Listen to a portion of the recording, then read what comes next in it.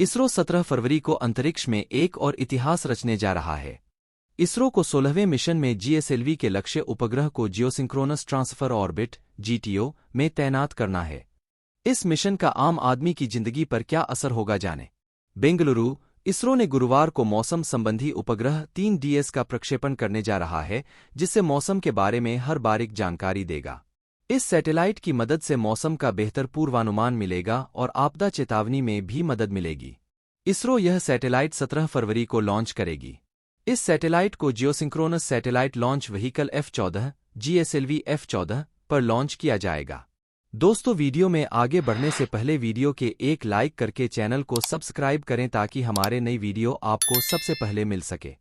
3DS उपग्रह भूस्थैतिक कक्षा में स्थापित किए जाने वाले तीसरी पीढ़ी के मौसम संबंधी उपग्रह का अनुवर्ती मिशन है और यह पूरी तरह से पृथ्वी विज्ञान मंत्रालय (MOEAS) द्वारा फंड किया गया है। इसरो ने कहा कि GSLV F-14 INSAT 3DS mission का प्रक्षेपण शनिवार 17 फरवरी को शाम 5:30 बजे श्रीहरिकोटा के सतीश धवन अंतरिक्ष केंद्र (SDSC) SHAR से होगा। स्पेस एजेंसी ने कहा है कि वह अपने 16वें मिशन में जीएसएलवी के लक्ष्य उपग्रह को जियोसिंक्रोनस ट्रांसफर ऑर्बिट (जीटीओ) में तैनात करना है। अंतरिक्ष एजेंसी ने कहा कि बाद में कक्षा बढ़ाने की प्रक्रिया यह सुनिश्चित करेगी कि उपग्रह भूस्थैतिक कक्षा में स्थित है। अंतरिक्ष एजेंसी ने कहा कि उपग्रह को उन्नत मौसम संबंधी अवलोकन करने और मौसम की भविष्यवाणी और आपदा चेतावनी के लिए भूमि और महासागर सतहों की निगरानी करने के लिए डिजाइन किया गया है। इसमें कहा गया है कि उपग्रह वर्तमान में संचालित 3D और 3DR उपग्रहों के साथ साथ मौसम संबंधी सेवाओं को भी बढ़ाएगा। इसमें कहा गया है कि भारतीय उद्योगों ने उपग्रह के निर्माण में महत्वपूर्ण योगदान दिया है। इसरो के अनुसार मिशन का प्राथमिक उद्देश्य है पृथ्वी की सतह की निगरानी करना, मौसम संबंधी महत्वपूर्ण घटनाचक्र के बारे में जानकारी देना और समुद्र का अवलोकन करना और उसके पर्यावरण को पूरा करना, वायुमंडल के विभिन्न मौसम संबंधी मापदंडों का प्रोफाइल प्रदान करना, डेटा संग्रह प्रदान करना और डेटा संग्रह प्लेटफॉर्म (DCP) से डेटा प्रसार क्षमताएं और सैटेलाइट सहायता प्राप्त खोज और बचाव सेवाएं प्रदान करना। इन्हें उपग्रह के पेलोड जैसे 6 channel imager, 19 channel sounder, data relay transponder (DRT) और satellite aided search and rescue transponder (SAS&R) के माध्यम से हासिल किया जाएगा। MOEAS के कई विभाग जैसे भारत मौसम विज्ञान विभाग (IMD), राष्ट्रीय मध्यमसीमा मौसम पूर्वानुमान केंद्र (NCMRWF), भारतीय उष्णकटिबंधीय मौसम विज्ञान संस्थान (IITM), राष्ट्रीय महासागर प्रौद्योगिकी संस्थान (NIOT), भारतीय राष्ट्रीय केंद्र महासागर सूचना सेवा (INCOS) और अन्य एजेंसियां संस्थान बेहतर मौसम पूर्वानुमान और मौसम संबंधी सेवाएं प्रदान करने के लिए 3DS उपग्रह डेटा का उपयोग करेंगे। क्या है लॉन्चिंग व्हीकल में? लॉन्चिंग व्हीकल के बारे में जानकारी देते हुए इसरो ने बताया कि जीएसएलवी एक 3 चरणों वाला 51.7 मीटर लंबा वाहन है जिसका भार 420 टन है। पहले चरण GS-1 में एक ठोस प्रणोदक S-139 मोटर शामिल है, जिसमें 139 टन प्रणोदक और 4 पृथ्वी भंडारण योग्य प्रणोदक चरण L-40 स्ट्रैप-ऑन शामिल हैं, जिनमें से प्रत्येक में 40 टन तरल प्रणोदक होता है। रचने जा रहा है एक और इतिहास। क्या है 3DS और इसकी लॉन्चिंग से आम आदमी को क्या हो फायदा? न्यूज़। इसरो 17 फरवरी को अंतरिक्ष में एक और इतिहास रचने जा रहा है। इसरो को 16वें मिशन में जीएसएलवी के लक्ष्य उपग्रह को जियोसिंक्रोनस ट्रांसफर ऑर्बिट (जीटीओ) में तैनात करना है। इस मिशन का आम आदमी की जिंदगी पर क्या असर होगा जाने। बेंगलुरु, इसरो ने गुरुवार को मौसम संबंधी उपग्रह 3DS का प्रक्षेपण करने जा रहा है, जिससे मौसम के बारे में हर बारीक जानकारी देगा। इस सैटेलाइट की मदद से मौसम का बेहतर पूर्वानुमान मिलेगा और आपदा चेतावनी में भी मदद मिलेगी।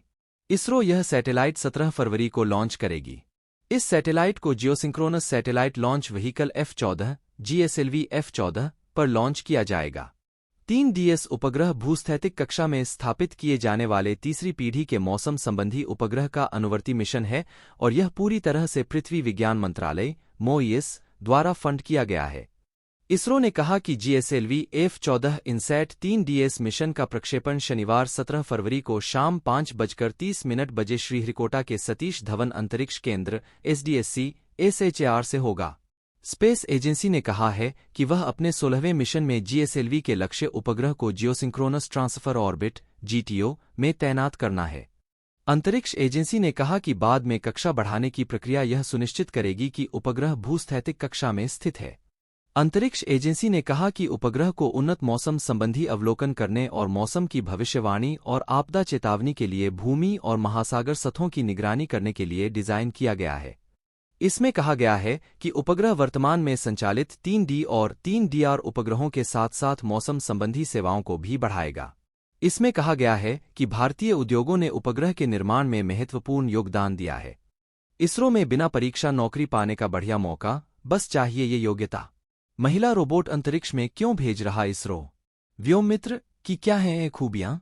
चांदसूरज के बाद अब की नई तैयारी, फरवरी में हो सकती है लॉन्चिंग। भारत के चंद्रयान ने बचाई जापानी मून लैंडर स्लिम की जान। ने की पुष्टि। क्या है इस मिशन का मतलब?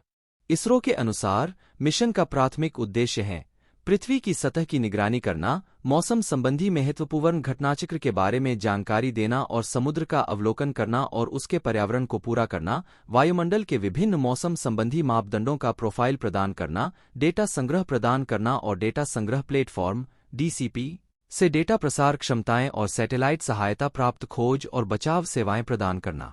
इन्हें उपग्रह के पेलोड जैसे 6 channel imager, 19 channel sounder, data relay transponder DRT और satellite aided search and rescue transponder SAS&R के माध्यम से हासिल किया जाएगा।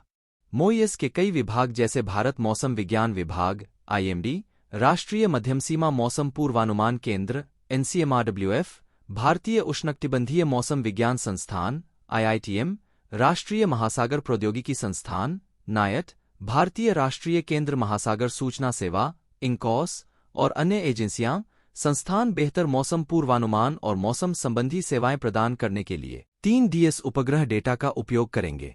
क्या क्या है लॉन्चिंग व्हीकल में?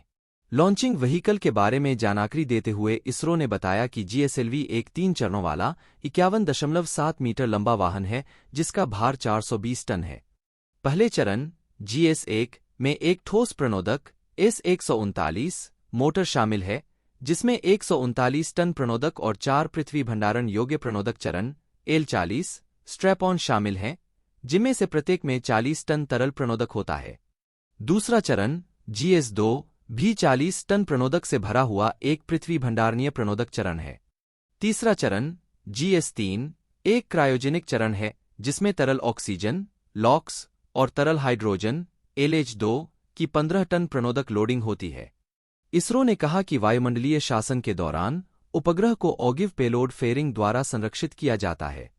GSLV का उपयोग पृथ्वी संसाधन सर्वेक्षण, संचार, नेविगेशन और किसी भी अन्य स्वामित्व मिशन को करने में सक्षम विभिन्न अंतरिक्ष यान लॉन्च करने के लिए किया जा सकता है। वीडियो अगर पसंद आया तो वीडियो के अपने मित्रों तक शेयर करें ताकि उन्हें भी पता चल सके। साथ ही वीडियो के एक लाइक करके चैनल को सब्सक्राइब करें ताकि हमारे चैनल के नई वीडियो आपको सबसे पहले मिल सके। धन्यवाद।